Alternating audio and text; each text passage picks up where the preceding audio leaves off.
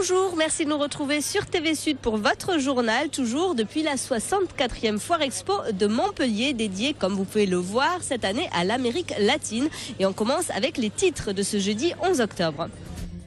L'appel à la vigilance des opposants au gaz de schiste. Les travaux de recherche dans le bassin d'Alès doivent débuter ces prochains jours. La fin des bouchons sur la 9, c'est pas pour tout de suite. En vue du dédoublement de l'autoroute d'ici 2017, des travaux risquent de perturber la circulation.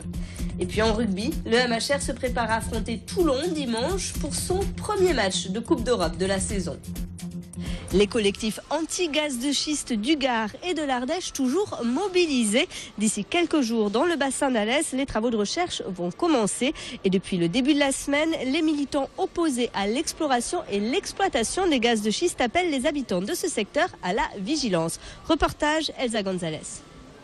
À Rivière-d'Auterargues, dans le Gard, les militants anti-gaz de schiste se mobilisent et arpentent les rues du village. Nous distribuons un tract dans les boîtes aux lettres du village pour leur dire qu'il est temps de se mobiliser, ceux qui ne se sont pas encore mobilisés. Voilà, et nous faisons une réunion publique sur plusieurs villages. Dans quelques semaines, la société Mouvold, détentrice du permis du bassin d'Alès, va débuter les travaux d'exploration d'hydrocarbures liquides et gazeux. Des camions sismiques évaluant les zones d'exploitation de gaz de schiste vont sillonner les terres cévenoles. Les villageois, opposés à cette intrusion, tirent la sonnette d'alarme. C'est un cauchemar.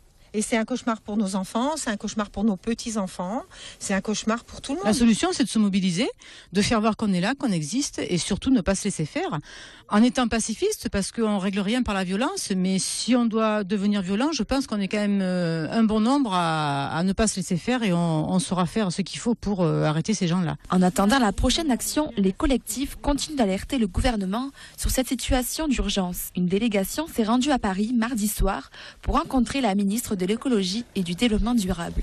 Ah, pour nous, puis je l'ai clairement dit à Madame Bateau, que Mouvoil leur faisait une promesse de Gascon.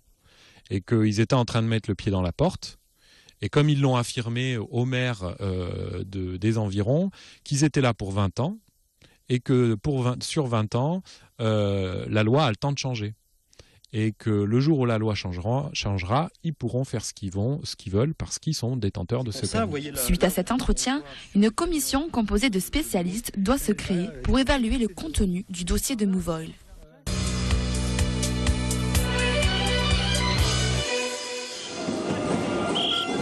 Jeudi, de grosses colères aujourd'hui pour les Sanofi. Ce midi, ils étaient plus de 600 venus des sites de Montpellier, de Toulouse pour manifester devant le Quorum où se tiennent actuellement les journées du cancéropole du Grand Sud-Ouest. Comme chaque semaine, les salariés protestent contre le plan de restructuration du groupe pharmaceutique annoncé en juillet et confirmé fin septembre, alors qu'une série de comités d'entreprise réunit depuis ce matin les représentants du personnel et la direction.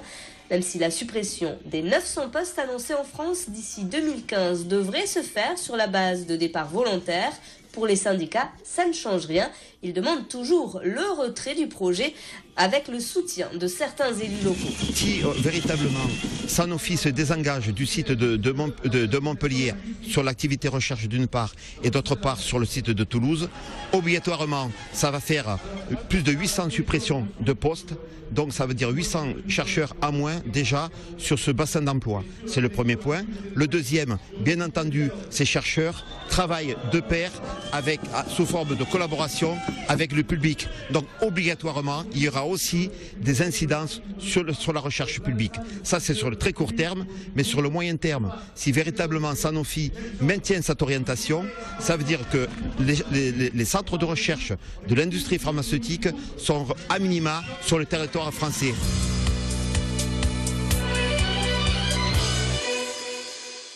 À l'occasion d'Octobre Rose, le ruban de l'espoir a fait étape à Montpellier hier. Cette action de solidarité et de lutte contre le cancer du sein effectue le tour de France des associations d'aide aux malades. Objectif, prévenir et informer sur la maladie, les facteurs de risque et les traitements. Et en Languedoc-Roussillon, c'est l'association montpelliéraine Étincelle qui a accueilli le ruban de l'espoir. Il faut savoir parler du cancer pour arriver à faire changer les mentalités, parler du cancer du sein, parler aussi de la prévention, du pendant, de l'après et du rôle essentiel aujourd'hui sur tout le territoire des associations qui sont au quotidien auprès des malades. On est toute une équipe de bénévoles et on propose dans un même lieu, et c'est ce qui fait que c'est un modèle qui est unique, puisque toutes les activités proposées au travers de différents pôles qui passent de l'activité physique aux soins esthétiques, à la psychologie, à la nutrition, et ensemble, on travaille tous ensemble, c'est à la fois pluridisciplinaire et pluriprofessionnel, et pour accompagner au mieux pendant tout ce parcours et mettre un parcours de vie dans un parcours de soins.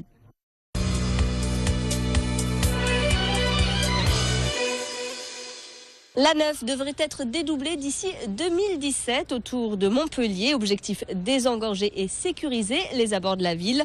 Mais pour les automobilistes qui attendent la fin des bouchons, il faudra s'armer de patience et subir les travaux de déplacement de l'autoroute. Le point sur les chantiers à venir avec Alice Robinet et Jessica Desbois.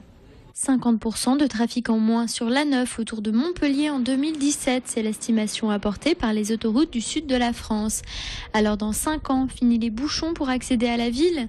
Pas si sûr, car les aménagements visent avant tout la sécurité. Et avant cela, préparez-vous à de nouveaux ralentissements dus au chantier.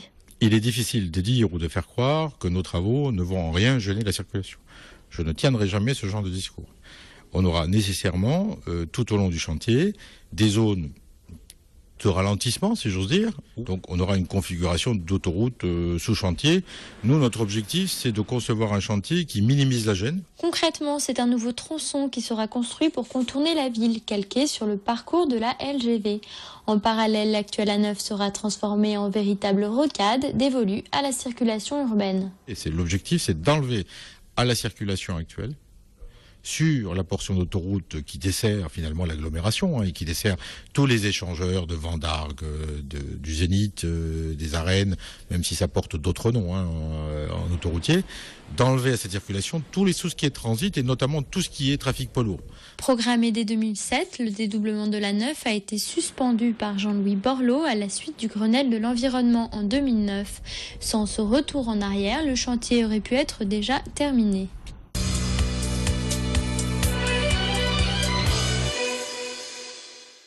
Les frères Karabatic sortent de leur silence après leur mise en examen la semaine dernière dans l'affaire des paris truqués autour du match Cesson-Montpellier le 12 mai dernier. Les handballeurs s'expriment aujourd'hui dans Paris Match, un portrait de famille réalisé dans leur maison de Castelnau-le-Lez, entouré de leur compagne et de leur maman Lala. À noter qu'en marge de l'affaire, les avocats de Jenny Priez, la compagne de Luka Karabatic, ont annoncé qu'ils déposaient plainte cet après-midi pour violation du secret de l'instruction et recel. Et comme les 3 autres joueurs du MHB mis en examen pour escroquerie, les frères Karabatic ne seront pas sur le parquet ce soir. Les handballeurs montpelliérains reçoivent Saint-Raphaël à René-Bougnol.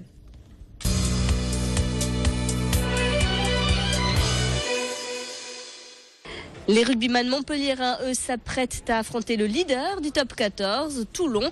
Un premier match de Coupe d'Europe franco-français que les montpelliérains abordent avec la ferme intention de confirmer les bonnes performances de ces dernières semaines. Reportage à l'entraînement, Olivier Brachard.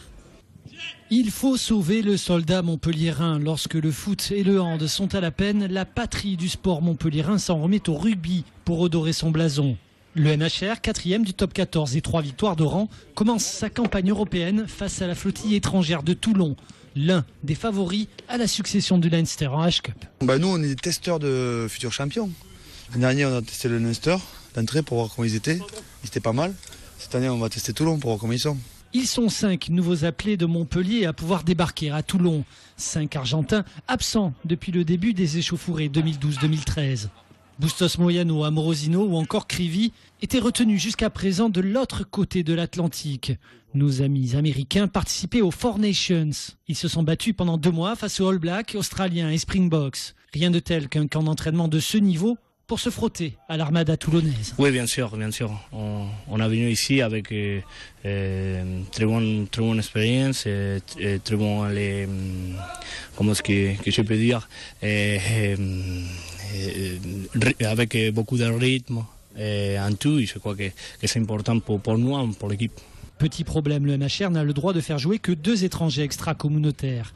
Sans compter l'état de fraîcheur limité des Argentins susceptibles d'être appelés dimanche face à Toulon. En revanche, le MHR est en pleine confiance pour monter au front, la fleur au fusil.